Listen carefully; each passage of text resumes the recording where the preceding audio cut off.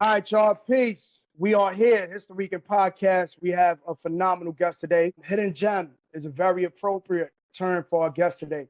This gentleman has been involved in many movements that have set the blueprints for others to follow. In his earlier days, he was involved as a producer and talent with an innovative show that was aired on a major network known as MTV. Lyricist Lounge, the show, allowed true MCs of the time to put on skits in lyrical form and entertain millions worldwide. He's also been connected to the late, great Customato through boxing trained lined up with his father's passion, and then turned it to his own passion of training youth within inner city communities. That same love and focus turned into his own movement of artists, athletes, and activists, where he continues to provide support and outlets for those same communities and our babies that seem to be forgotten by many until voting season. He's also a producer for Master Ace's The Fallen Season, musical performance. If that's not enough, he spends countless time in aiding Puerto Rico from this city to our beloved island and getting real groundwork done. At any given moment, you'll find him running across streets and bridges and repping Lower East Side with his unbelievable catchphrase. Please give it up for my brother, who has never forgotten where he comes from and putting on for his people at all times, Power Malu. Power Malu, thank you, my brother. Thank you for coming on board, man. I got to tell you, man, the hidden gem phrase, I'm gonna start this off by thanking you, because no matter where you have walked and the grounds you have walked and everywhere that you have been, brother, you've never forgotten about the Lower East Side and giving back to our people.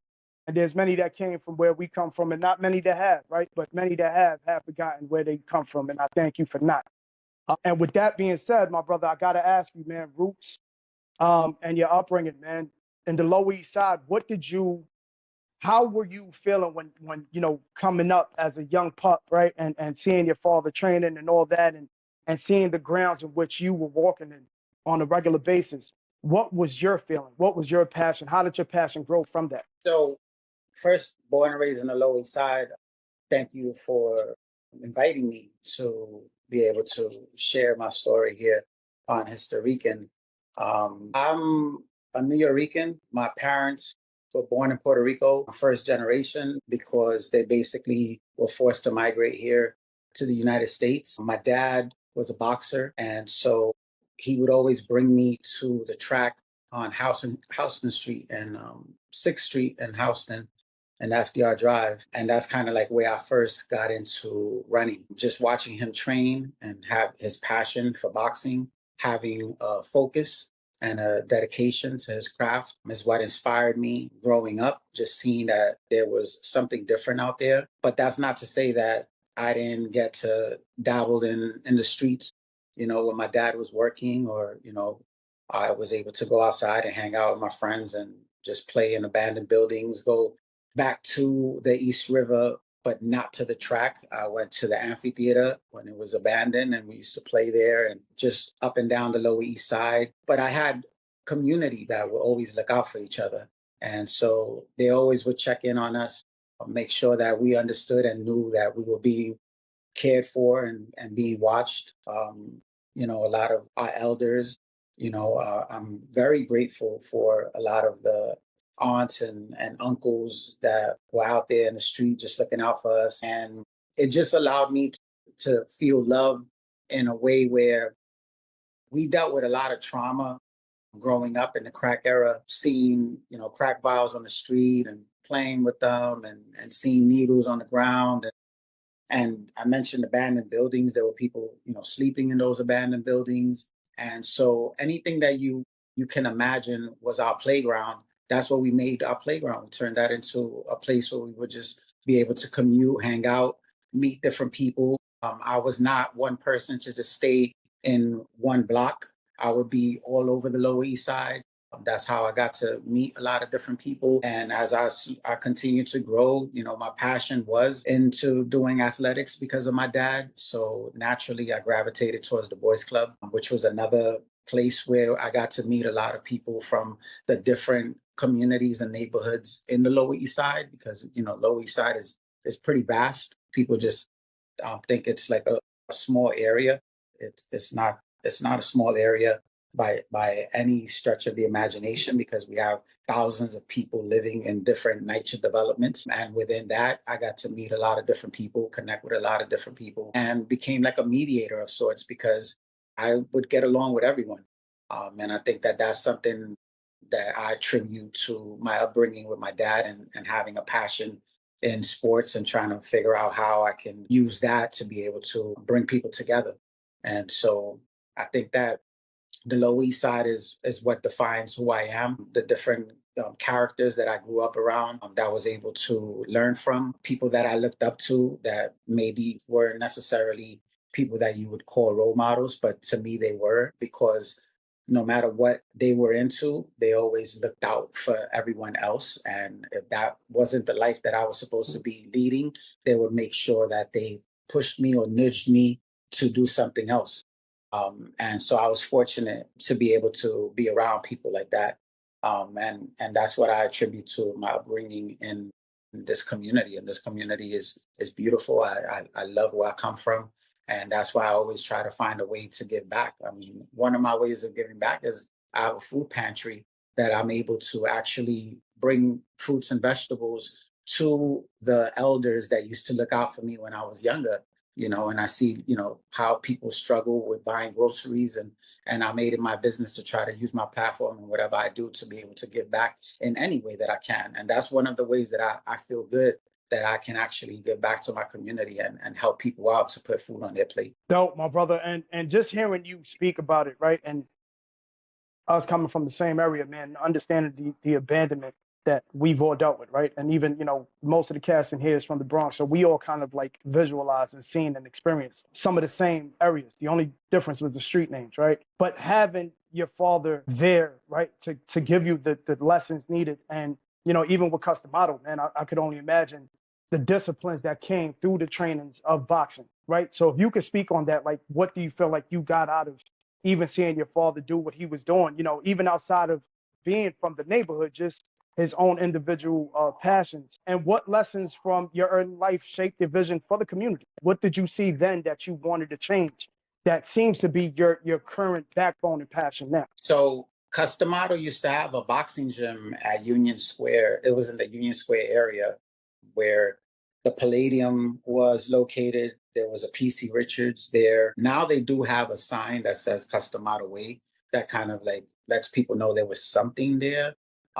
It should be more, because I remember going into that gym, and I remember the smell of just like hand wraps and just like sweat, and just hearing the sounds of people training and just the grunting, and really just giving their all as a form of escape, and then also as a form of discipline to sharpen their skills. And then me watching just people do things repeatedly, throwing a jab, 100 jabs, bobbing and weaving, just like certain things that they were doing. And I would wonder, like, why are they doing it so many times? And then as I continue to learn and understand the importance of practice, that's kind of like helped to shape me with anything that I did.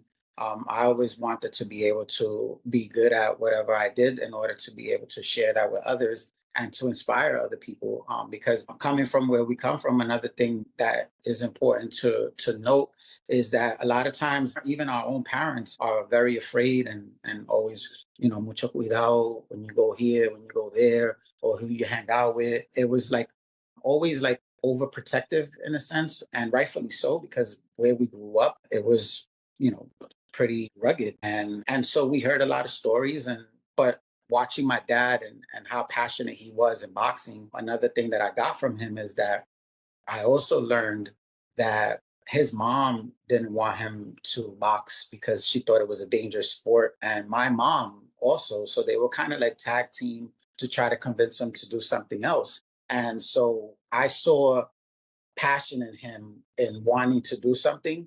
But then I also saw that he also had to kind of make a decision of whether he was going to be a family person and kind of like listen to his mom and my mom, who were fearful. Because even a little bit before I was born, I remember hearing stories from my uncles telling me that it was dangerous in the sense that the mob was really tied into boxing back then. And it was more of, you would get a lot of death threats, and you have to like throw fights, and you have to like, do certain things, and they would put you into certain fights without real training. And so my dad was kind of like a journeyman. So there was a lot of danger around what he was doing. He was very passionate with the sport of boxing. He loved it so much. But then there was also this other side of it, that it wasn't fair, in the sense that there were a lot of threats that would happen. And my family caught wind of that. And of course, his mom heard about it, my mom. And so there was a lot of pressure on him from both sides. So I got to see a side of him where he was really proud of what he was doing, but then also a sad side where he had to make a sacrifice and kind of give up his boxing. So I did see early on him training really hard and having a dream to even make a comeback. Even when he was 40 years old, I remember him, having this dream of making a comeback and becoming the first heavyweight Puerto Rican champion. This was, before John Ruiz and before, we had a Puerto Rican heavyweight champion. And that was kind of like his dream. So growing up, I was kind of torn, because I saw both things. I saw the passion of an artist, of someone who was an athlete and wanting to pursue that, but then not having 100% support from his family. So it was a decision that he had to make. And so when he ultimately made that decision to give up boxing, I also saw a lot of pain in him. And I think that our people deal with a lot of pain in our communities because of a lot of different things, because of maybe not enough support to pursue something that you love and you enjoy, but then also a lot of pressure that comes with, you have a family and now you have to choose, where you're going to spend your time, and if you're going to actually put your energy and your effort into helping to raise a family, or you're going to continue to follow your dream. And he chose family. And so I love him for that. But I also understand, as I got older, that there was a lot of pain that came from that. So I learned to always follow my spirit, my intuition. And that's part of something that helped to shape who I was and who I've become, is the fact that I have to commit to my role and I have to submit to my soul. And that's something that I live by. No matter what I'm doing, I have to be able to be okay within my spirit in order for me to continue doing it. So what I learned from that experience is to listen to your inner guide and not so much to the noise around you, because that inner guide is what really knows what's best for you. And so that's kind of like what I took from that experience. And and it's a little bit more deeper than what people would probably see, but a lot of times you wonder what an artist or what an athlete goes through after their heyday, or when they're no longer in that sport, or when they're no longer performing. And a lot of times there's a lot of suffering that goes into that if they then fulfill their dream. That's deep, man. And for those who don't know who Customato is, right? Right. I mean, for the most part, this is a man who took a young, rebellious, very lost Mike Tyson and trained him to become the great that we knew him to be, right? Mike Tyson. And Customato being able to, and in all intents and purposes, in all due respect, right? They say like there's dog whisperers and there's wolf whisperers and whatever it is, right? This dude was a Mike Tyson whisperer. You know what I mean? And we don't know whether or not, if not for Customato, where Mike Tyson would be. You know what I'm saying? So the fact that he was training your father, man, and you've seen that type of training and that type of discipline coming from that type of greatness, I gotta say, man, I kind of feel like it kind of spilled off on you. You know what I mean? And as it is, everything that you do, there seems to be success written on it, not because it's easy, but because of your passion, right? So if you could talk to us about kind of like, listen, brother, and it's funny, ironically, I'm wearing a shirt that says Hip Hop Speaks, and I ain't even realize it until like, I said, oh snap, you are a staple. You know what I mean? And I don't know, and I'm pretty sure people have mentioned it. And I'm gonna tell you right now, my brother, I salute you, because you are a staple in the world of hip hop, the culture, despite the fact you weren't the one to kind of start it, right? But taking a show, producing a show, a skit show at that, and bringing that to MTV, where MTV, one of the major outlets at that time, one of the major platforms to play something like that, man. Could you speak about that, man? The production and just the idea of how that even started, the whole Lyricist Lounge show. Where did that come from? So once again, the Lower East Side, you know, I used to have a public access show on Manhattan Neighborhood Network. And so that public access show was basically, I would do some skits, put together some skits. I would go to different clubs, different places around the city and interview people just as like a variety show of sorts. And then from that time, it was like a thing where, so the Lyricist Lounge in itself was a hip hop showcase around New York City. Eventually, I connected with Danny Castro and Anthony Marshall, who were the founders of the Lyricist Lounge. And I started hosting a lot of the shows. I would show up to the different events that they would do at different venues. And then I started connecting with different MCs. And it just became a thing where I'm already doing this like public access show where I'm doing sketches. I'm doing skits. They weren't in rhyme at the time. They were just basically me just coming up with different characters, whether I would go into a cab or I would be in a club setting, and I would just create these characters. And so there were different people in the neighborhood that would participate doing these sketches and doing these skits. And we would just like film randomly.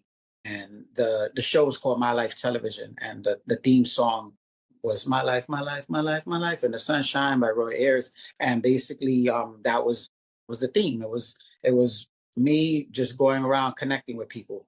From that and hosting shows, I connected with Wordsworth, with Master Fool, with a lot of different hip hop artists that would just be regulars at the Lyricist Lounge. And we got an opportunity to create something that was never done before. It was, and nothing that was written. And we got in a room and someone said, we can present something to these executives. And so we started playing around with different ideas and different skits, but we started doing the skits and the sketches in rhyme.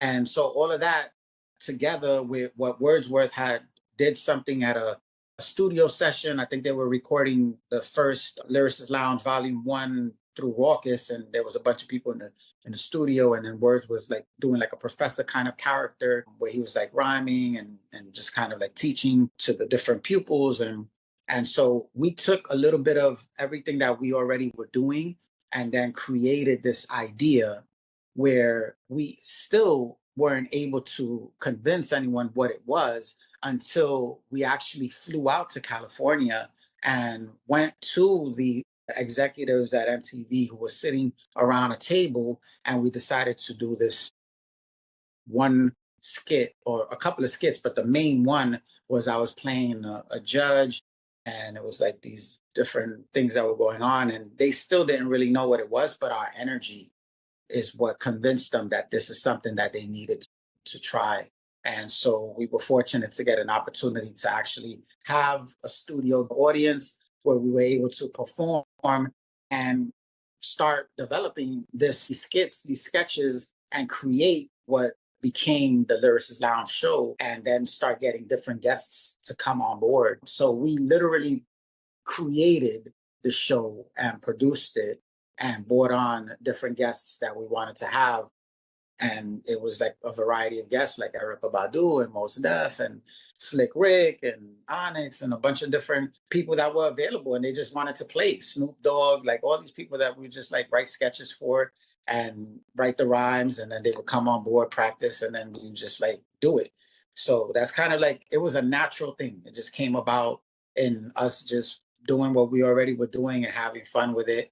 And the Lyricist Now show was born, and we got to be able to do it for 2 seasons on MTV, and it was well received. It was the kind of first time that a lot of people were able to see hip hop in a different light, where we actually brought it into people's homes with comedy, with sketches, and then had the privilege of having different guests to come on and play with us. That's incredible, man. That's incredible history just based off of the fact of, again, the nuances of that innovation, right? So I think that a lot has come from that. That was a spark to many things. you working with Pun, you working with AB Quintanilla, right? And behind the scenes, is there any stories that you have in regards to that? Like what was going on around you being around all this greatness? Despite the fact that here's the major labels, and here it is, you on the scene of the raw culture of what hip hop is, and yet you still knocking elbows with some of the greats. Could you speak on that? Yeah, I mean, I would just one of the things that I kind of like wish I had the opportunity was to actually have Pun be on the Lyricist Lounge Show, because I remember talking to him about it. And I remember, the day that I was talking to him about it, he was in his crib, his kids were boxing, he would have them like, boxing each other. And that was a connection that I had, with Pun as well, was the fact that my dad was a boxer, and he loved boxing, and how he had his kids practicing boxing. That was one thing that my dad didn't do with me. He did it with my older brother, and not sure exactly what that was, but I think it had to do a little bit with the fear of me getting involved in the sport of boxing, and his connection to it, and his experience. Me being with Pun at the time when I was already working on the show, and knowing that the show was about to debut and air, and I wanted him to watch it, and so eventually he would be on a guest on the show, and then unfortunately he passed away, and he didn't even get a chance to see the show. But the fact that he would always show me love, because of the fact that I was always I used to hang out in the Bronx a lot when I used to go to a lot of the different events, hip hop events, but then I was also in a lot of music videos. And when I saw what Pon and the Terror Squad and Joe and all of those guys were doing, what they did, it was kind of similar when I saw Mellow Man Ace, and I saw Latinos just kind of like, even Kid Frost, when my uncle would rock, Kid Frost, This Is For La Raza and all this. And it was just gave me this like kind of like proud to, for my culture, and for the opportunity to be able to express who we are. And that's something that Pun did. And, and Joe, when he had the store, he had the clothing line, and over on in Melrose, and actually when I had the public access show, I went to the store, and that's kind of like another thing. I have so many different connections. I mean, Pun being in the Lower East Side, and his ties to the Lower East Side, and working in the studio in the Lower East Side, and there was a lot of different things that I was just like around. But that one thing that I did want, and that I wish I could have happened, was having him on the show, because also knowing that he was a prankster, and he liked to joke around and stuff like that. So I would say like that's one thing that I would love to have been able to come to fruition, because I did have that experience of telling him about the show. And I think that I would say that was like the biggest thing that I always think about, if I had that opportunity to work with him on the show. As far as other stories, I mean, the fact that I'm working with the legendary Master Ace, I'm fortunate enough to have been going on tour with him all over Europe. Pretty much, he's taken me around the world as his music director, and then to be able to have been able to inspire him to actually start writing a musical, because I'm also by trade, I worked on acting, and so I have an acting guru who kind of like helped shape me, and be able to teach me about stage acting, and directing. And so while I was on tour, I was rehearsing a one person show, and Ace saw me and saw my dedication to that, and then got a chance to actually see me perform the show. And so that was very inspiring to him, to see it from me developing it on tour, and him like bugging out, seeing me talking to myself and playing these characters, to bringing it to stage, and being able to develop it, and it becomes what it was. And then he got the bug, and I even, through talking to him, and just like nudging him to do that. And here we are now, where I am a producer on a musical that we're going to be doing, and hopefully be debuting it in on and then from there, hopefully, it goes to Broadway. But these are things that, through my passion of being the person that I am, and being able to just connect with people, and always open to sharing and exploring creativity has got me in different rooms where I'm able to connect with people and do wonderful things that make me happy, in the sense that I'm able to use that platform to help others, because I've always looked at the opportunities of whether I'm hosting a show or promoting shows. I used to promote shows, in the street, and put up posters and hand out flyers, and that allowed me to get into clubs at an early age and start hosting, then got me into music videos.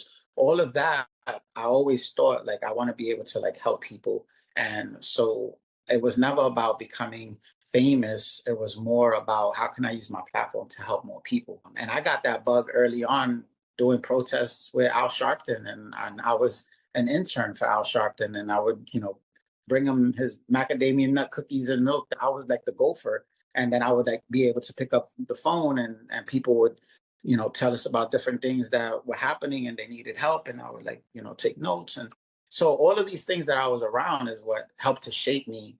But I never saw myself as I needed to just do one thing. I always, from early on, just listened to my instinct and said, okay, this is what I need to be doing. So this is what I'm going to be doing. Not that people would say, man, you're such a great actor. You should be doing this, or, why don't you do more music? Or even, my parents, you're so good in school. Why, you should do this. Not even only my parents, but a lot of my relatives, and they would, put things in their ear. And so it was a lot of things that early on I learned to just, like, listen to my inner soul, my spirit, and be able to, like, do wherever is directing me. That's where I'm gonna go, and I'm gonna try to be an example to the world. Brother Power, wow, you made such a beautiful full circle as a Bronx-born Boricua. It's beautiful to hear you speak with such clarity about coming back to yourself and maintaining connections to the inner self. I can't help but hear about you. I mean, you've been in so many circles with so many people through your art and your work, and rubbed elbows around all the social consciousness happening at the same time around hip hop. Can you tell me, like, you were behind the scenes where people were real, like in real moments, in real learning, and real loving, and real relation?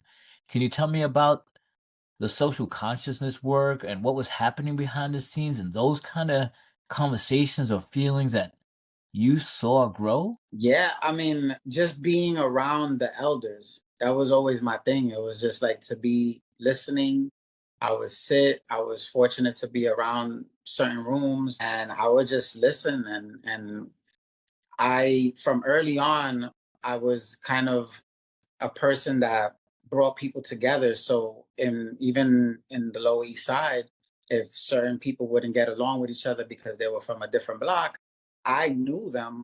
But by default, if we were in a park, then it would be peace because they knew me, and it would just be like they would have to, like, squash whatever was going on with them. And I was always that person that, from early on, I would feel this urge to be able to be a person that brought the community together. So I think that being able to see certain things and wanting to be a part of it was more because I wanted to learn from it, to share that. So if I knew there was a protest happening and Al Sharpton was going to be there, I wanted to go there to learn how to organize, how to bring people together in a bigger way.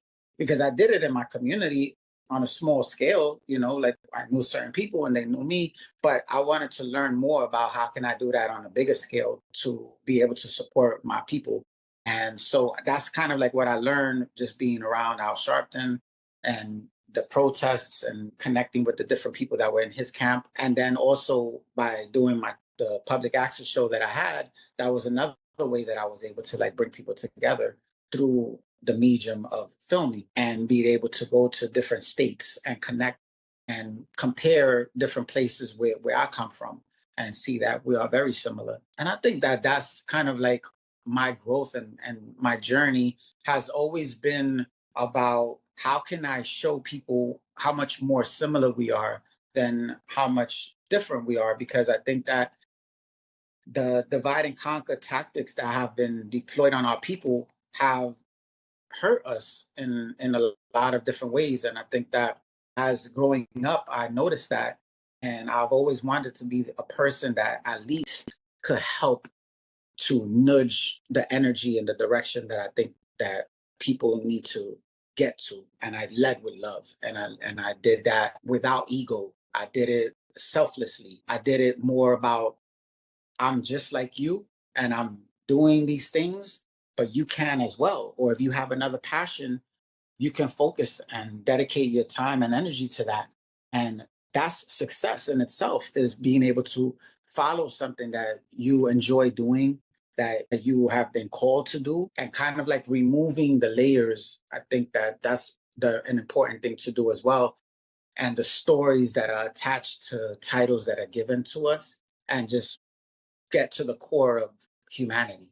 And I've always tried to lead with that. And even with my running community, we haven't touched on that, but I have a worldwide running community that I'm a part of that started in the Lower East Side. And we basically started doing these runs. And now all around the world, you have different run crews that represent different areas in this country, in this city, and in parts of the world that we're connected to. And I've gone as far as the former Yugoslavia. I've connected with different people through running, where we were able to help orphanages. And so always thinking about, there's another purpose aside from what is on the surface.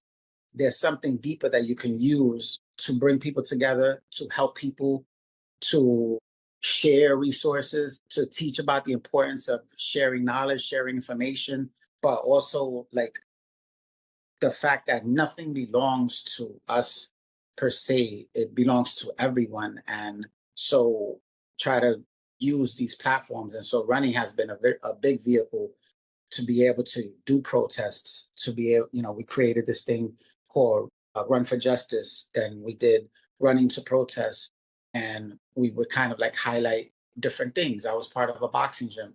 It was not just boxing, it was using the ring as a stage, as a platform, to be able to give people a voice, an opportunity for them to foster their creativity, whatever it was that they did. If they wanted to bring awareness to an issue, use that space for that purpose. So you have a platform to bring people together. What else can you do other than the action of running, or the action of boxing, or the action of performing music? Is how else can you stir up people's spirit so that we get back to connecting as a community and get away from that me ego system? You must have read our mind, because we was going right to the running thing. That's awesome. Thank you for sharing that, brother. Yeah, the running it's amazing. I mean, that is one of the things that I love and enjoy doing so much, because I'm in the back of the pack. So I try to make sure, even early on, I would visit the different run crews and kind of be an example of the importance of having someone in the back of the pack. Because when you see so many people running together, it can be intimidating.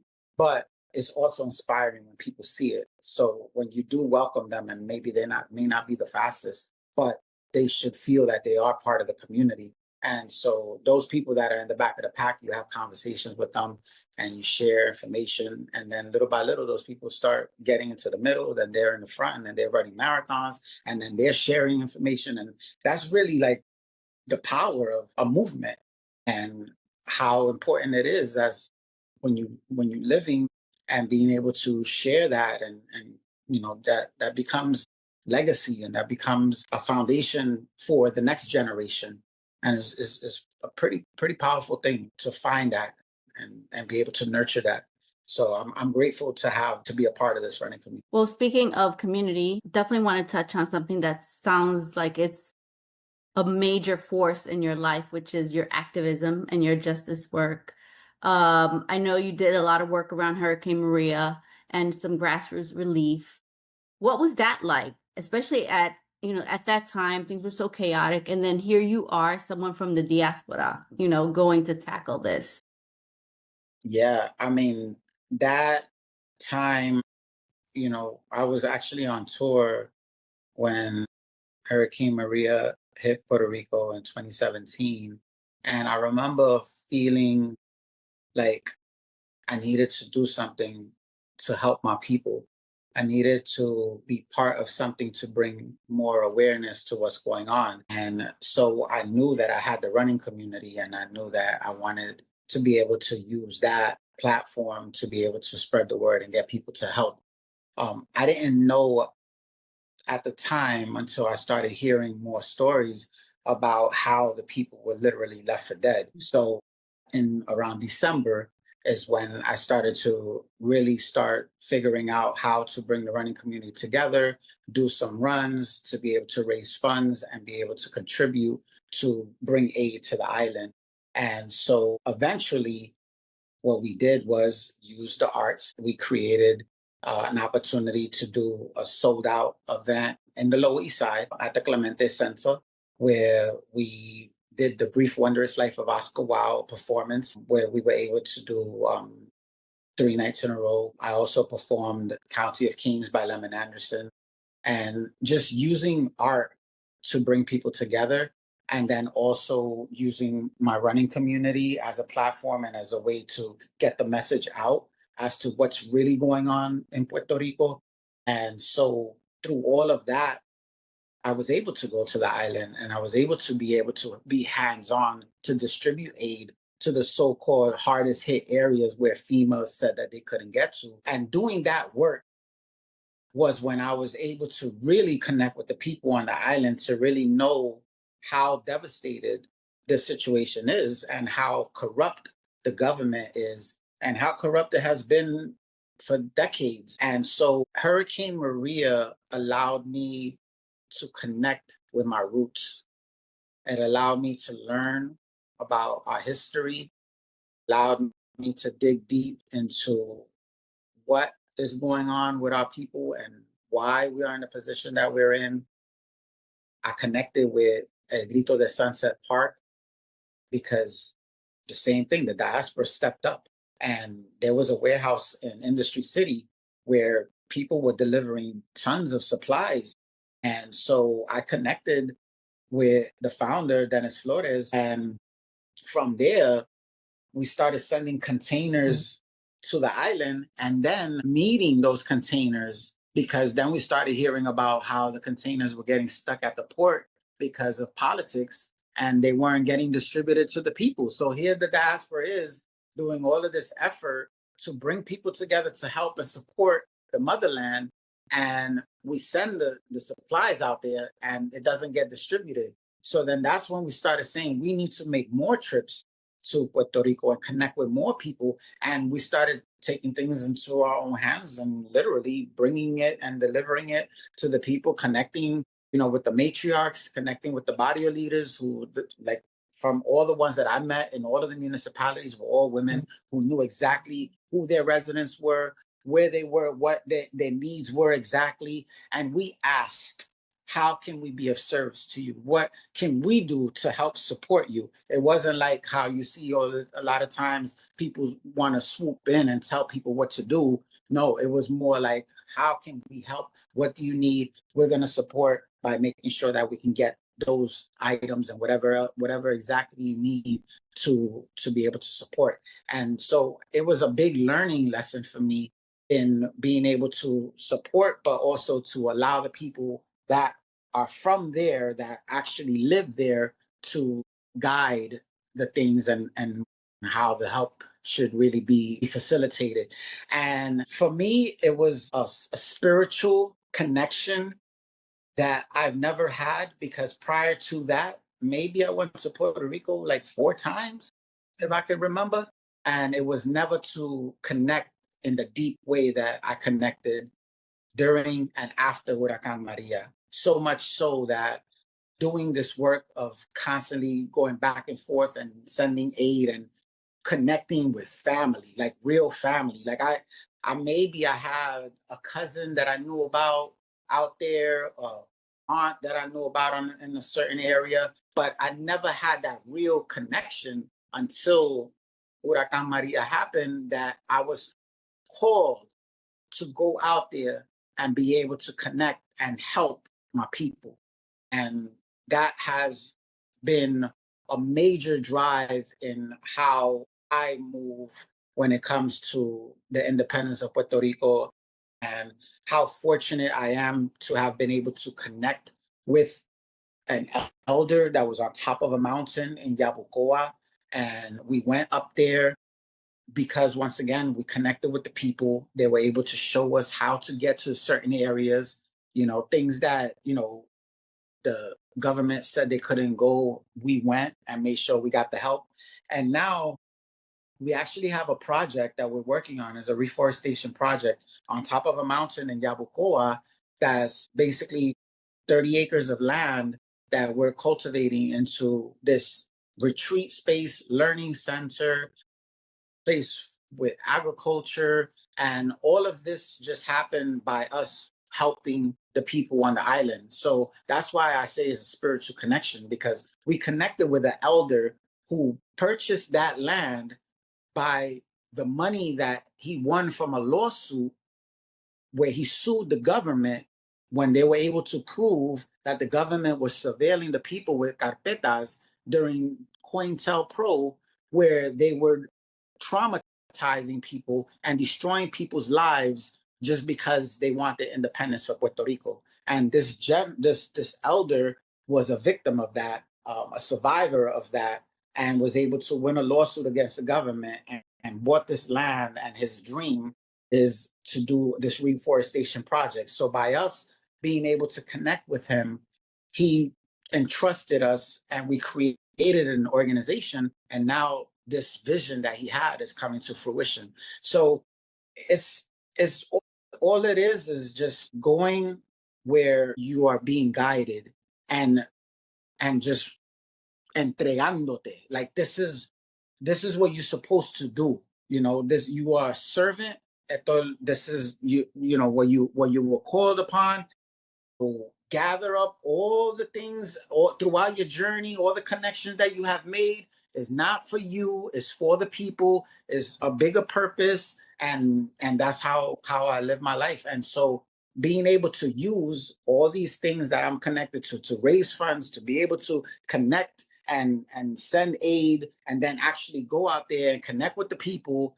Now, I'm really connected to my real family, my real roots. And that has opened me up to, being a person that now I'm going to the United Nations to advocate for the independence of Puerto Rico, because of everything that I have learned, and knowing the different organizations that have been in the struggle for so long in Puerto Rico, and all of the abuse that has been going on. And it's just, a piece of me that I owe to my roots, and especially, what I'm a part of. That's powerful, Power. You kind of touched. I love how you shared about the connection that you feel like you had to the island. Because I wanted to ask you, do you feel like what happened with Hurricane Maria, if it helped to to bridge a gap that was between the island and the diaspora? Because there's always seems like there was this island versus diaspora, and you were saying how you didn't have that much connection, but now it's like you said, even a spiritual connection. So do you feel like that's like not just even beyond yourself, but like as a whole, as Puerto Ricans as a whole? Yeah, definitely. I think that I know that what it did was it brought people together, and it allowed the Boricuas on the island to connect with us in a different way, in a way where it was more like, wow, those people don't even live here and they are helping us. We were literally left for dead, and the government didn't do anything to help us. And here are people from afuera, because that's, there's always this thing where, psychologically, people, there's always that divide and conquer tactic that's used in order to control people, when that is something that has been used on our own people. And so I think that we have been victims of that. And so what Hurricane Maria did was actually allow us to remove that and get to the core of our roots. And so that connection is undeniable. And so the passion that we have which is the passion that we have that one day when the Puerto Rican Day Parade happens, and you feel how everyone just gets together and they're so proud to be Puerto Rican. But we are a traumatized people, that we have been so traumatized that we even have used to, because I think that the majority of the people have seen and understand how this tactic is used to break us apart, then now we are a strong force, which also was displayed in 2019 when we were able to get rid of Ricardo Rosselló, which I wish that we continued and went deeper, but it's just an example of how the diaspora was also out here protesting and continuing to spread the message. And so when Hurricane Maria happened, we were able to go to Puerto Rico, being able to send aid, and we were able to help people that were literally left abandoned. And that shifted something in people to start thinking more spiritually and connecting to more of the root of our roots. So yeah, I think that, and then also allowed us to do research and a little bit more about our history to understand the plight of our people, how we ended up here in the diaspora, and then just like the connection, the core connection of what makes us who we are, and why we're so passionate about being Boricuas, and we haven't lost our culture, and the importance of reaching out and supporting and helping as much as we can to preserve what we have. In the mountain in Yabucoa, there's a coqui, a specific species called El Coqui Guajón, and it's on the verge of extinction. And we relate that a little bit to what's happening to our people. Is because of all the development that's happening and all the, the disregard for nature and the importance of, the ecosystem. And so I think that what Hurricane Maria allowed us to do is just to reconnect with our roots, and, to do away with the divisive tactics that are constantly deployed on our people in order to control us. That's powerful. Appreciate your words, brother. As we get into the legacy section, kind of already touched on some of the things, but something that I wanted to share with you first before I even get into that. So we started this podcast, Historican, and it's about sharing our stories and celebrating our heroes and those who paved the way, those who went before us. And I just want to say that you are one of those. You are one of our heroes. Did amazing things, gone before us. You've done so much work in the community here in the diaspora, here in Puerto Rico, and we just want to salute you to the fullest with that. And with that being said, what do you want your legacy to be? And what message you want to pass along to the next generation? Well, one of the main things that I would love for people to be able to do is to go back to Puerto Rico when possible, and for the youth to be able to learn a little bit about our history, about the oppression that continues to happen, the tactics that the government has used to muffle and mute the voices of the people, the abuse that has been going on. We have a place that is our nation, and that nation is under attack and has been under attack for over 500 plus years, because you got to count what Spain did, and then when the United States came in 1898, and all of these things that have been going on. And so I always want to bring it back to the youth, and that's why we're creating this space in Yabucoa, because the dream is to be able to have a way where the youth can go and learn, workshops, learn about agriculture, learn about our history, because that's the ones that are really going to help to further the fight for independence. Because you have to understand, when you do research, you understand that there was a time where our people were basically murdered. And, even Bad Bunny puts it in his song. He's the most popular Latino artist in the world, where, some people have different views about him. But I think the most important thing that we have to understand is that somebody's using their platform to be able to share what's going on. It's a way that we can really grab that opportunity to further educate the people. And so he has these little nuggets that he puts in his songs. And I think it's important to highlight those things, when he's basically talking about he doesn't want what happened to Hawaii to happen to Puerto Rico. You have to, do some research so you can understand what's going on.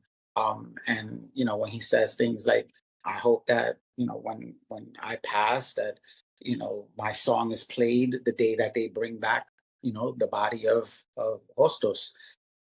What does he mean? Well, Maria Eugenio de Hostos is buried in Dominican Republic. And he said he doesn't want his body to be brought back to Puerto Rico until Puerto Rico gains its independence. There's different things that make you want to think about what has happened to our people for so long, where they have been traumatized. And so that era of people being afraid to even be proud to be Puerto Rican, because if you think about it, people don't realize that the reason why we have a Puerto Rican Day Parade is because it was the time when finally the gag law was lifted, right? From 1948 to 1957, people weren't able to even say that they were proud to be Puerto Rican or own a flag, So the first Puerto Rican Day Parade, actually there's like a little article. Well, not a little article. This is a very important article, but it wasn't a big publication. But it was written by Aurora Hostos.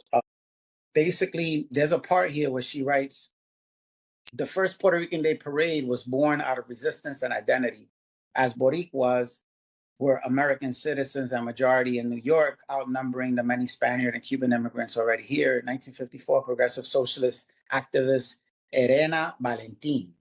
He spearheaded a coalition to establish a separate parade distinct from the Spanish-dominated Dia de la Raza held each October. So Elena Valentin basically created the first Puerto Rican Day Parade, and the first flag was a celestial blue colored flag. That was the original flag. And so that was all born out of what was happening on the island, where they were preventing people from actually waving a flag. So part of our history is that they tried to kill the independence movement, and they did a lot of evil things to make people afraid.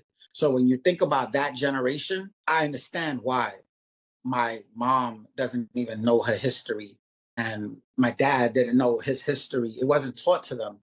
And furthermore, you were kind of taught to be quiet and not be proud and be loud, until we were able to lawfully do it when they made the color of the flag a different color and said, okay, now you can wave the flag, but under these circumstances and under these rules.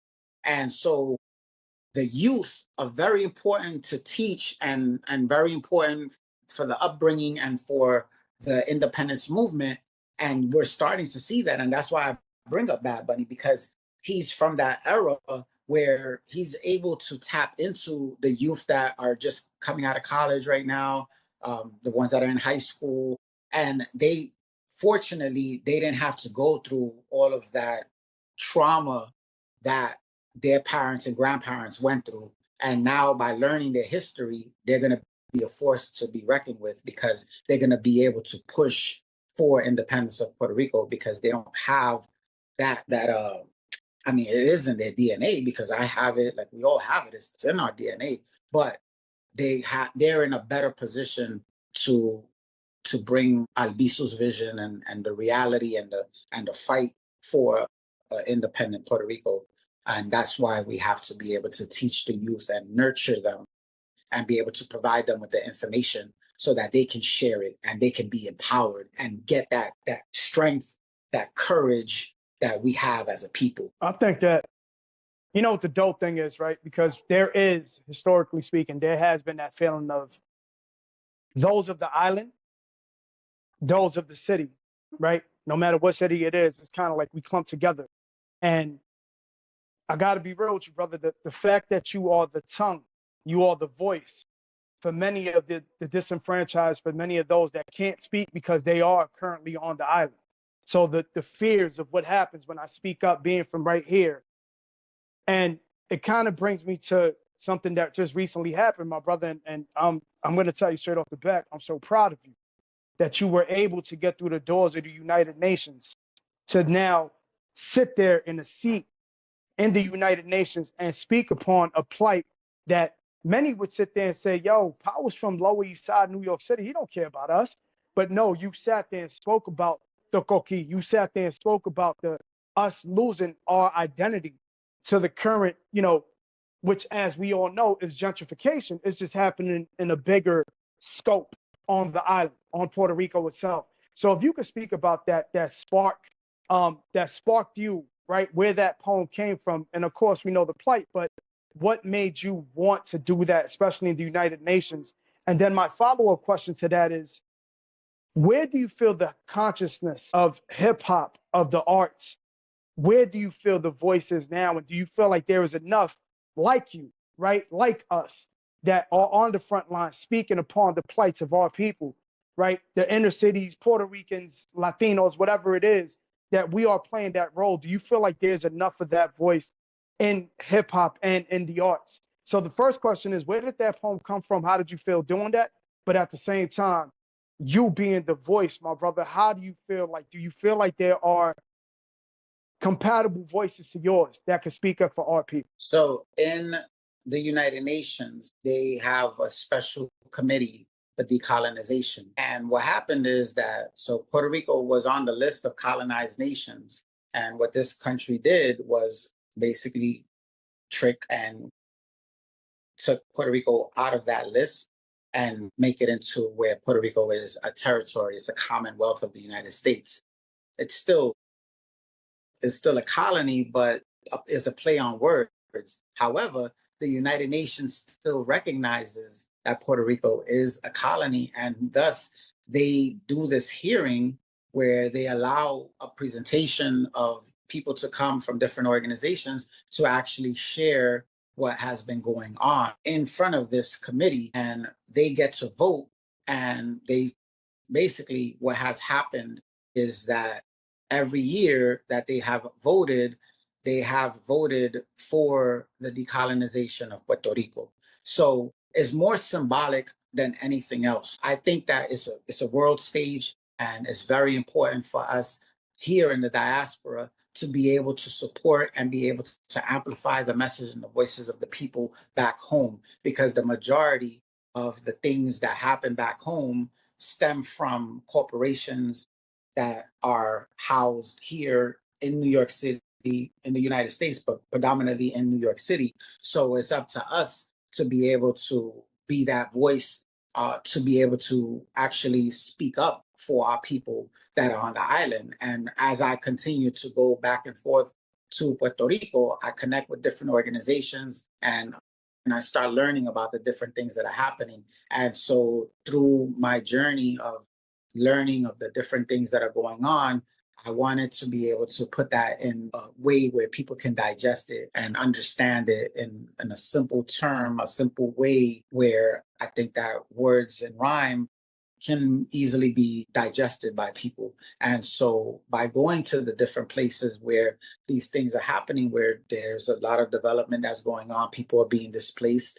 And as you mentioned, it's gentrification, but it's also a form of genocide. There's not necessarily bombs at this moment that are being dropped, but there were bombs that were dropped on our people. And so when you do the history, there's different tactics that have been used, but how they've been squeezing us more and more is by displacing our people and forcing our people to migrate and leave the island. And that's why there's a phrase that says a Puerto Rico without Puerto Ricans is not something that just came out of thin air. It was actually one of the things that was said during the leaked chats, which is how we were able to get rid of the governor, Ricardo Rosselló.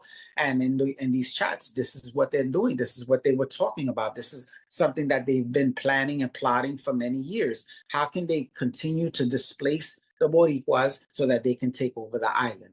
And so as a person that has been going and learning and listening to the people, I wanted to be able to use my voice in that way, where I sit in the United Nations and be able to do this in a form of poetry. So for the last 3 years, that's what I've been doing. I've been kind of accumulating information and being able to figure out what's the best way to share it.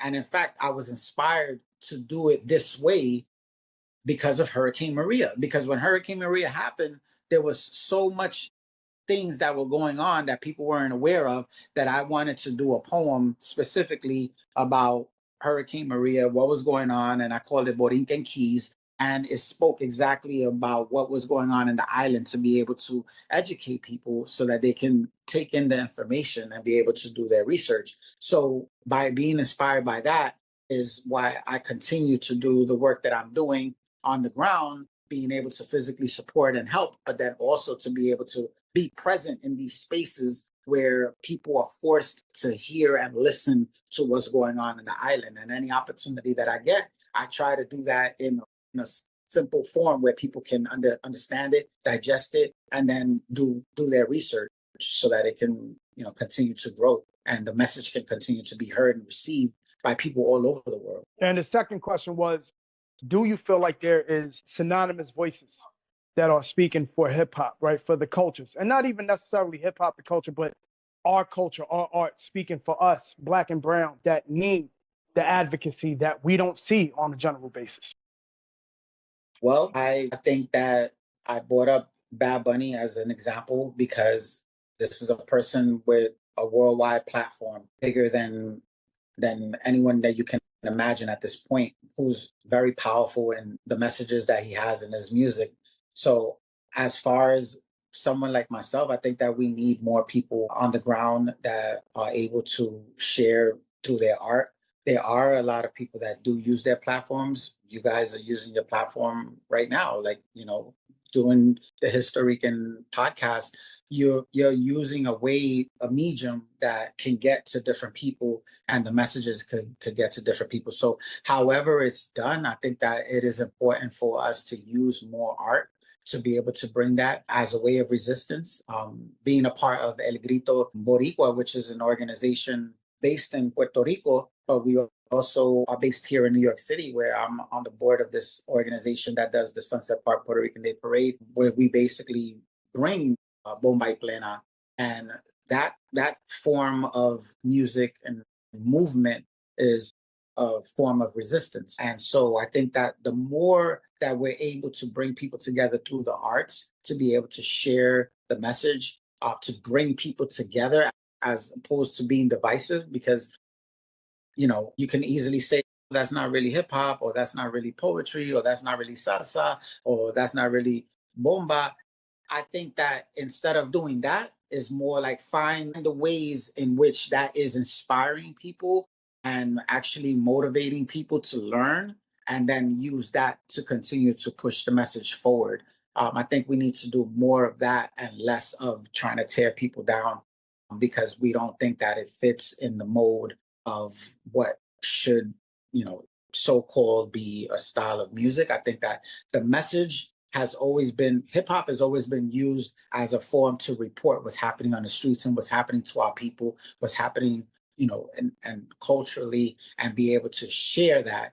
I think that we need to bring it back to that, and more people that get involved and be able to share the messages through the art is really important, because also through visuals is another important way to be able to support things that are going on. But yeah, I think that it needs to get away from less listening and relying on these so-called experts, because they kind of like limit what people are doing, and or they're too critical of what people are doing. And I think as long as it's bringing people together and sparking a conversation, then there's room to share and there's room to educate.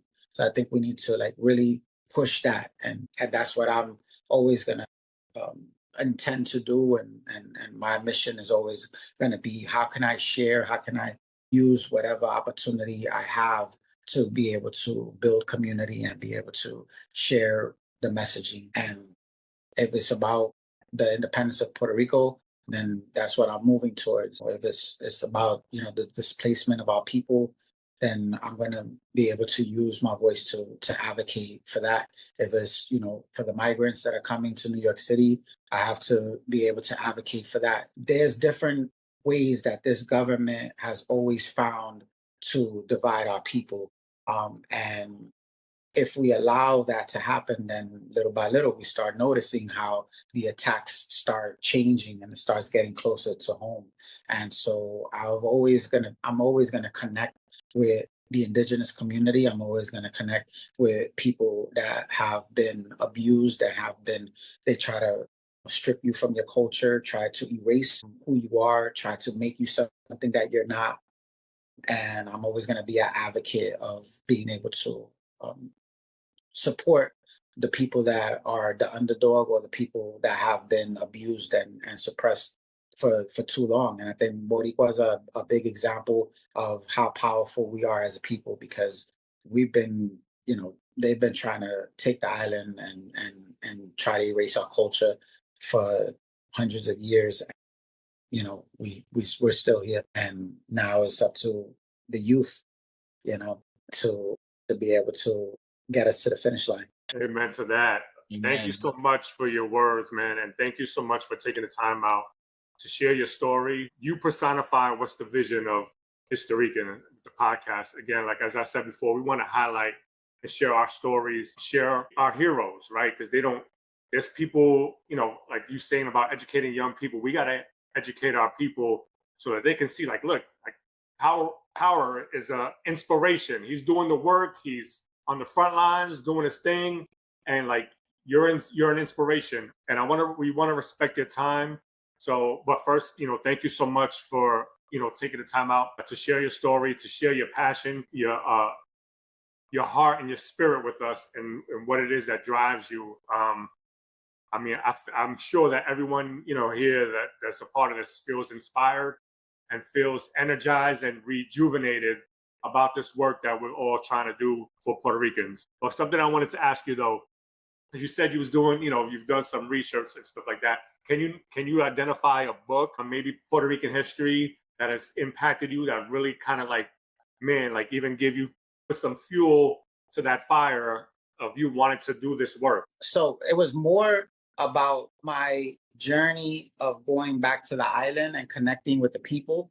And then little by little is when I started learning about Albizu Campos, and I started learning about Eugenio María de Hostos, and I started learning about Ramon Emeterio Betances, who, another thing is, he was Puerto Rican and Dominican, and the connection with PR and the Dominican Republic and Cuba and Haiti, and just he was trying to unite the Antilles. So they call him El Antillano. So there's a documentary about Call El Antillano, about Ramon Emeterio Betances. So it's a great documentary to check out, to learn a little bit about that fight, and El Grito de Lares, which was the first, the scream, the cry for independence for Puerto Rico against Spain.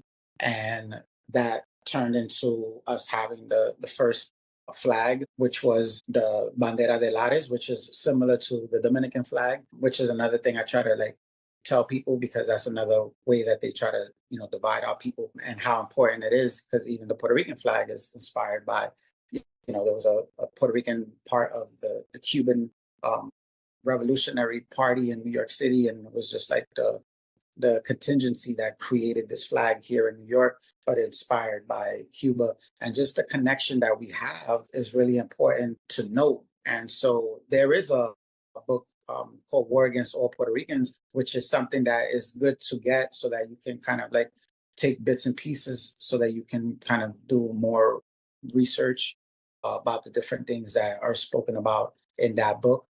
And then there's another book called Puerto Rico, La Historia de una Nación, which is by, I believe his name is Melendez, but he's the same person that actually did the linear notes of the Bad Bunny's album. He's a professor in Wisconsin. And so that's a good book to get as well. The El Grito de Lares, there's a book specifically around that. The Young Lords, I learned from the Young Lords as well. There's different books that would kind of little by little start opening you up to our history.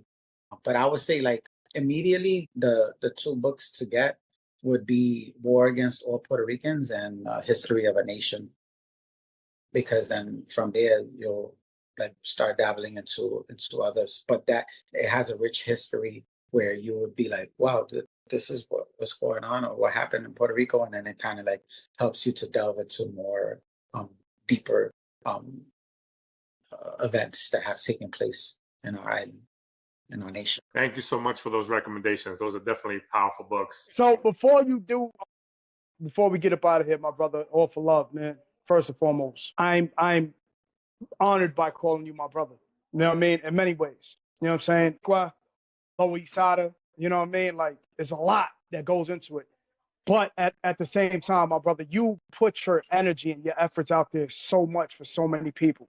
So if there's any way that, you know, people could support any, you know, projects that you got going on, stuff on the groundwork that you got going on, you know, the mentorship that you have and have been involved with, man, if there's anything that you know, any support that you can, in any way that people could support, what is the first spark for that? And what can people do to help you out? You know what I mean? And everything that you're involved with. So, I mean, I'm going to be posting a lot more than what I have been, because I think that it's important to use certain mediums to get the messages out there. So I think that first people could follow me on Instagram at Power Malu. And from there, I will be posting things about how people can help, whether it's the projects that I have going on in Puerto Rico, whether it's here in New York City, doing the work that I'm doing.